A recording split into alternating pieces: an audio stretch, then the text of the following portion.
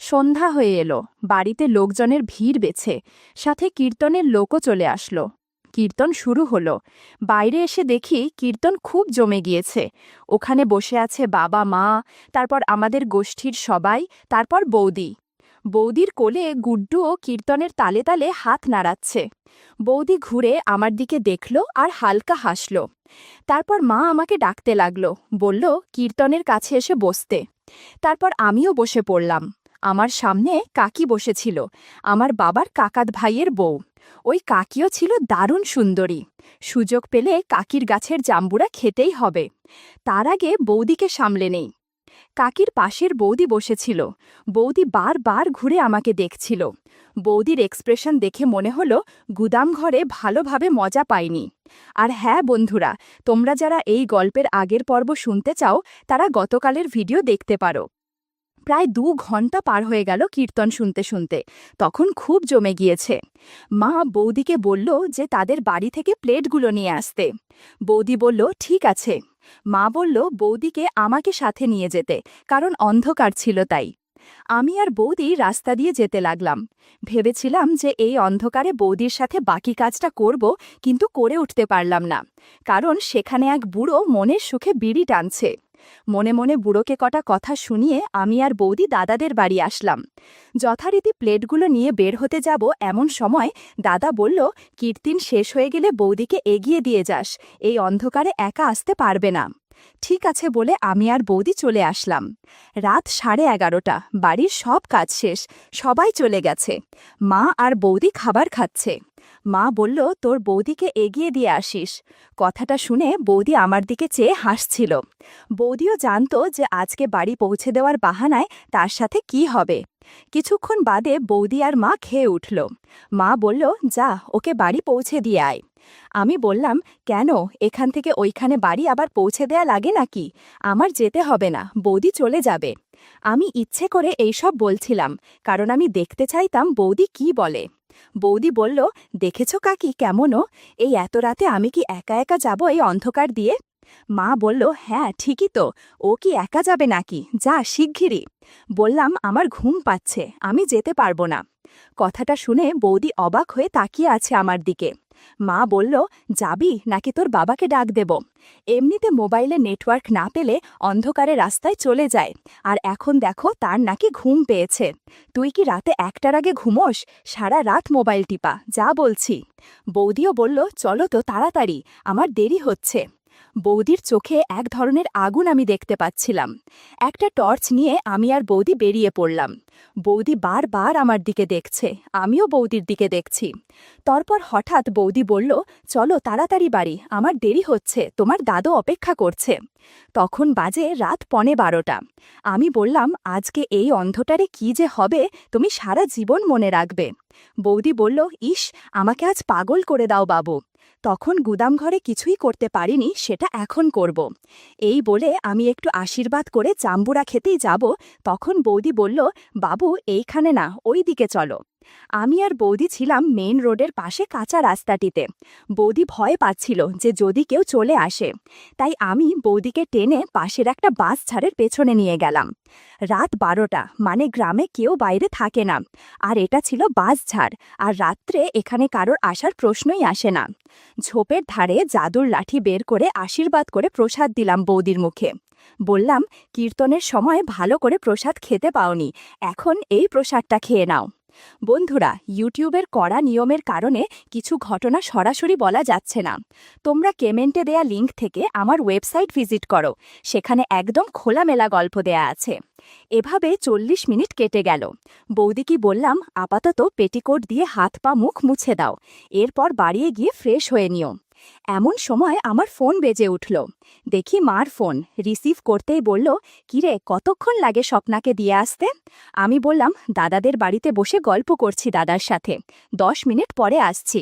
মা বলল তাড়াতাড়ি আয়, তোর বাবা বলছে এত রাত হয়েছে, তাড়াতাড়ি বাড়ি আয়। আমি কি করব বুঝে পাচ্ছিলাম না।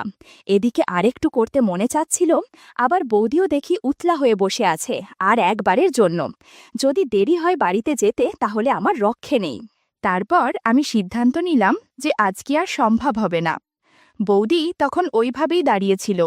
বলল, কি হলো ভাই, আসো না। আমি বললাম, আজ মনে হয় আর হবে না। মার ফোনে এসেছিল, আমাকে বাড়ি যেতে হবে। এই কথা শুনে বৌদির মন খারাপ হয়ে গেল। মনে হয় বৌদির আরেকবার প্রসাদ খাওয়ার ইচ্ছে ছিল, কিন্তু তা আর হলো না। তাই তৎক্ষণাৎ নিজেকে গুছিয়ে নিল। এরপর সে তার বাড়ির দিকে রওনা দিল। আর আমিও বাড়ি চলে আসব, তখনই দেখলাম বৌদি তার ছোট একটা পোশাক ফেলে রেখে গেছে। বুঝতে পারলাম যে বৌদি তাড়াহুড়োতে এটা রেখে গেছে। গোলাপি কালারের সেই পোশাকটা পকেটে নিয়ে বাড়ির পথে হাঁটা দিলাম। সকাল 9টায় ঘুম ভাঙল। দেখলাম বাড়িতে কেউ নেই। বুঝতে পারলাম যে মা বাবা সবাই হয়তো মাঠে গেছে। সেই সময় মাঠে অনেক কাজ থাকত। আমাদের জমিজমা ভালোই ছিল, কাজের লোক দিয়ে কাজ করাতো। বাবাই সব দেখাশোনা করত। উঠে ফ্রেশ হয়ে পড়লাম, তখনই মা আসলো। বলল, আজকে কিন্তু আমাদের পিসির মেয়ের বিয়ে। জিজ্ঞাসা করলাম, বিয়েতে কে কে যাবা? মা বলল, কে কে মানে সবাই যাব, তুইও যাবি। আমি বললাম, আমি যাব না, আমার কোচিং আছে। মা বলল, একদিন কোচিং না গেলে মহাভারত অশুদ্ধ হবে না। আবার বললাম, অনেক ইম্পর্ট্যান্ট ক্লাস আছে, যাওয়া হবে না। মা বলল, তোকে যেতে হবেই, একা একা বাড়িতে থাকবি নাকি? না, একা ছাড়ব না আমি। কিছুটা বিরক্ত হয়েই আমি বাড়ি থেকে বেরিয়ে আসি আর মাঠে চলে যাই। মাঠে গিয়ে দেখি বাবা কাজের লোকদের কি যেন বলছে। আমিও বাবার কাছে গেলাম। বাবা বলল, আজকে কোচিং নেই? আমি বললাম, আছে, বিকেলে। পিসির বাড়ি কে কে যাবে? বাবা বলল, যেতে তো সবাইকেই হয়, কিন্তু মাঠে তো অনেক কাজ, কি যে করি। আমি বললাম, আমার কোচিং আছে, আমার যাওয়া হবে না। তখন হঠাৎ দেখতে পাই বৌদিকে। বৌদি মাঠে শাক তুলছে আর দাদা মাঠে হাঁটছে। আমিও যাই তাদের কাছে। আমি বৌদির দিকে তাকিয়ে আছি। বৌদি আমাকে একদমই দেখছিল না। তারপর আমি মাঠে কাজের লোকেদের কাছে যাই আর দাদা বাড়ি চলে যায়। আমি দূর থেকে দেখছি যে বৌদি ভুট্টা ক্ষেতের কাছে শাক তুলছে। তখনই আমার মাথায় এক বুদ্ধি আসলো। কাজের লোকেদের বললাম যে, তোমরা কাজ করো, আমি ওই দিকের থেকে আসছি। আমি বৌদির দিকে সরাসরি গেলাম না, আমি খানিকটা ঘুরে গেলাম, কারণ মাঠে অনেক লোক ছিল, যে যার কাজ করতে ব্যস্ত। আমি ভুট্টা ক্ষেতের ভিতরে ঢুকলাম। ভিতরের গাছগুলো ছিল অনেক উঁচু, প্রায় 8 ফুট উচ্চতার কাছাকাছি। বৌদি যেখানে শাক তুলছে সেদিকে যেতে লাগলাম। ক্ষেতের শেষ প্রান্তে এসে ভেতর থেকে বৌদিকে দেখতে পেলাম। বৌদি ম্যাক্সি পরে আছে। ম্যাক্সি কোমরে গুজে শাক তুলছে। একটু পর বৌদি উঠে দাঁড়ালো। আমি আগে যেখানে কাজের লোকেদের সাথে ছিলাম সেদিকে বৌদি তাকিয়ে চারপাশে দেখতে লাগলো। আমি জানতাম যে বৌদি আমাকেই খুঁজছে। বৌদি জানত না যে আমি তার পেছনেই ভুট্টা খেতেই দাঁড়িয়ে আছি। আমি মাথা বের করে চারপাশটা দেখলাম, কেউ দেখছে নাকি। তারপর আমি বৌদিকে আচমকা ভুট্টা ক্ষেতের মধ্যে নিয়ে আসলাম। বৌদি অনেক ভয় পেয়ে বলল, ও মা, আরেকটু হলে তো হার্ট অ্যাটাক করতাম। বৌদি বিরাট ভয় পেয়ে গিয়েছিল। বৌদি তখন সবকিছু ঠিক বুঝতে পারছিল না। বলে উঠল, তুমি এখানে কখন এলে? আমি বড় সাইজের একটা ভুট্টো দেখিয়ে বললাম, এটা খাবে নাকি? বৌদি বলল, এখন সময় নেই আমার, তোমার দাদা অফিসে যাবে, গিয়ে রান্না করতে হবে, ছাড়ো। আমি বললাম, কাল সারা রাত আমি ঘুমোতে পারিনি, তুমি আমার চোখে ভাসছিলে। বৌদি বলল, তাতে আমার কি? বললাম, এক্ষুনি টের পাবে, আর এক্ষুনি সময়। বৌদি বলল, ভাই, আমার এখন সময় নেই, বাড়ি যেতে হবে। কিন্তু আমি নাছোড়বান্ধা, কোনোভাবেই তাকে বাড়িতে যেতে দিচ্ছি না, বরং ভুট্টাটা বারবার এগিয়ে দিচ্ছি। বৌদি বলল, ভাই, তুমি কেন বুঝতে পারছো না? আমার যেতে হবে, তোমার দাদার অফিস আছে, রান্নাও বাকি আছে। আমি বললাম, বৌদি, তুমি তাড়াতাড়ি ভুট্টোটা খেয়ে নাও, সকালে নাস্তা করনি। তোমার নাস্তা হলেই আমি তোমাকে বাড়ি যেতে দিব। উপায় না পেয়ে বৌদি উবু হয়ে বসে ভুট্টো খেতে শুরু করল। মিনিট 10 পর বৌদি অদ্ভুত শব্দ করছিল। খোলা মাঠ, তারপর আবার ক্ষেতের মধ্যে হওয়ার ভাগ্যিস শোনা যাচ্ছিল না। একটু পর ক্ষেতের ভিতরে একটা কুকুর ঢুকে পড়ল। কুকুরটা বোধহয় শব্দ শুনে চলে এসেছে। আমি ভয় পেয়ে গিয়েছিলাম, ভেবেছিলাম কেউ চলে আসলো নাকি। কিন্তু না, কেউ না, বরং সেখানে দাঁড়িয়ে কুকুরটা আমাদের কাণ্ডকর্ম দেখছে। 15 মিনিট পর ভুট্টা খেতে জল দিলাম। বৌদি কাপা কাপা গলায় বলল, এ কি করলে ভাই? ভেতরে কেন? যদি কোনো সমস্যা হয়? আমি বললাম, আরে চিন্তা করো না, কিছু হবে না। তুমি বাড়িতে গিয়ে ওষুধ খেও, আর হয়ে গেলে আমি তোমাকে বিয়ে করে নেব, কেমন? বৌদি এই কথা শুনে অবাক হয়ে আমার দিকে চেয়ে রইল। কিছুক্ষণের মধ্যে সেখান থেকে চলে গেল। এদিকে আমি ভুট্টো ক্ষেতের থেকে বেরিয়ে দেখি বাবা কাজের লোকেদের সামনে দাঁড়িয়ে আছে। বাবা বলল, কোথায় গিয়েছিলি তুই? আমি বললাম, এই একটু ওইদিকে ঘোরাঘুরি করছিলাম। বাবা বলল, যা, বাড়িতে মা ডাকছে। আমি মাঠের থেকে বাড়ি চলে আসলাম। মা বলল ভাত খেয়ে নিতে। তারপর আমি ভাত খেয়ে নিলাম। খেয়ে দিয়ে আমি আমার রুমে গিয়ে বইপত্র নাড়াচ্ছিলাম। তারপর দাদাদের বাড়ির কলের পাড়ে আওয়াজ পেলাম। দেখতে পেলাম বৌদি বাসন মাজছে, পরনে সেই ম্যাক্সিটা পরে আছে। বৌদি বাসন মেজে সেখান থেকে চলে গেল। বেলা বয়ে গেল, বিকেল হয়ে এলো। আমি কোচিংয়ে যাওয়ার জন্য রেডি হচ্ছি। সেই সময় কোচিং থেকে কল আসলো, বলল যে আজকে কোচিং ক্লাস হবে না। তারপর আমি আবার বিছানায় শুয়ে পড়লাম। মা ঘরে এসে বলল, কিরে, রেডি হসনি, ক্লাসে যাবি না? আমি বললাম যে আজকে বন্ধ। মা বলল, তাহলে হয়েই গেল, নে এবার রেডি হতে থাক পিসির বাড়ি যাওয়ার জন্য। আমি আর কোনো অজুহাত দিতে পারলাম না, যেতেই হবে। বিয়ে বাড়িতে যাওয়ার জন্য আমরা একটা মিনি বাস ভাড়া করলাম, কারণ আমাদের পরিবার অনেক বড়, তাই সবাই যাবে। আমি মাকে বললাম, কে কে যাবে? মা বলল, সবাই যাবে। আমি বললাম, দাদাদের বাড়ি থেকে কে কে যাবে? মা বলল যে ওরাও সবাই যাবে। ব্যাস, কথাটা শুনে আমি খুশি হয়ে গেলাম।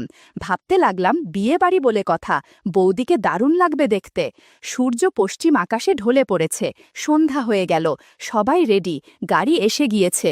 আমরা সবাই গাড়িতে উঠে পড়লাম। গাড়ি ছাড়বে ছাড়বে ভাব, তখনই বৌদি আর গুড্ডু বাসে উঠে পড়ল। আমি তো বৌদিকে দেখে মহা খুশি। গুড্ডু আমার কাছে দৌড়ে চলে আসলো, আমার সাথে এসে বসে পড়ল। তারপর বৌদি আমার দিকে চেয়ে মুচকি মুচকি হাসছিল। দারুণ লাগছিল বৌদিকে। উফ, বেনারসি শাড়ি, লাল লিপস্টিক, স্লিভলেস ব্লাউজ পরেছে। বৌদিকে দেখে কেউ চোখ সরাতে পারবে না। দাদা বাড়িতেই ছিল, গুড্ডু আর বৌদি যাবে আমাদের সাথে। আমি ভাবছিলাম বৌদি বোধহয় আমার কাছে এসে বসবে, কিন্তু বৌদি গিয়ে বসল মায়ের সাথে। ধুর, আমি ভেবেছিলাম বৌদির সাথে বসে যাওয়া যাবে, কিন্তু কিছুই হলো না।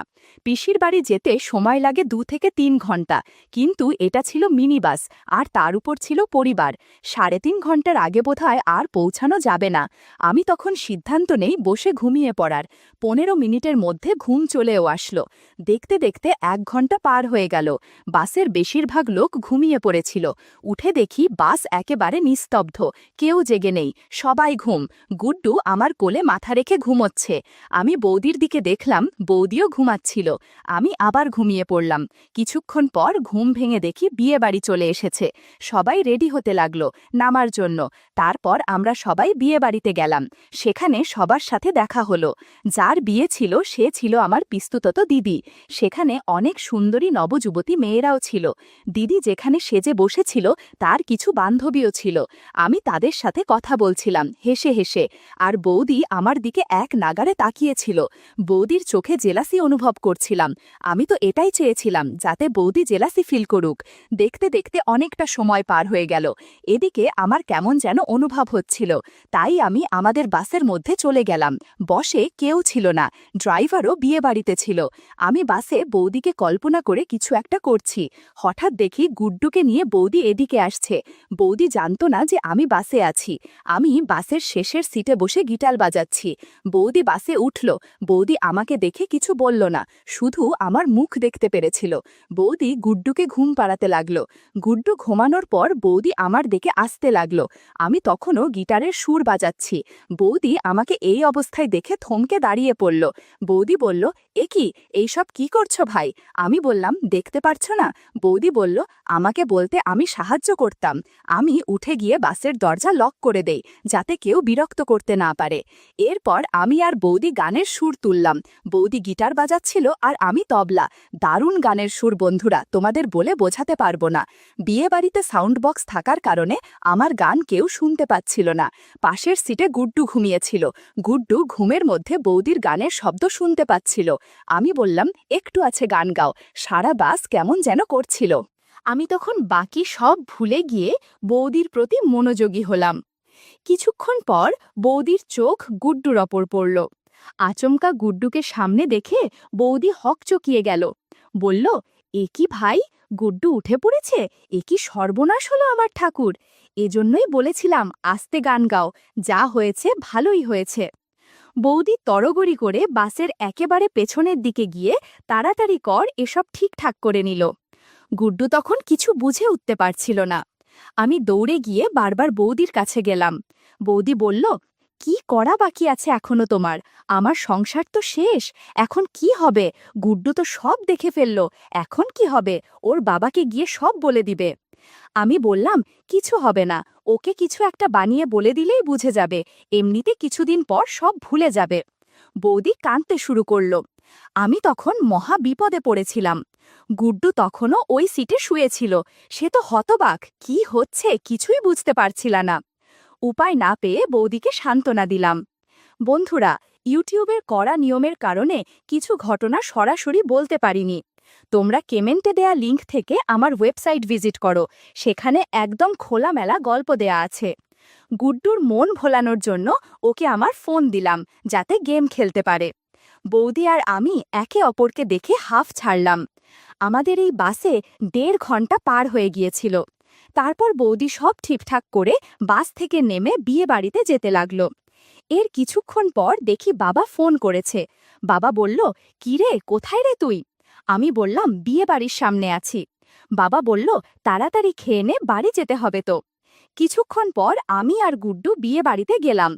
ওইখানে খেয়ে দিয়ে সবাই আবার বসে উঠে পড়লাম। এরপর বাড়িতে গিয়ে গুড্ডু কি করলো আর বৌদি বা কি করলো তা তোমাদের আগামী পর্বে শোনাবো, ঠিক রাত 8টা 15 মিনিটে।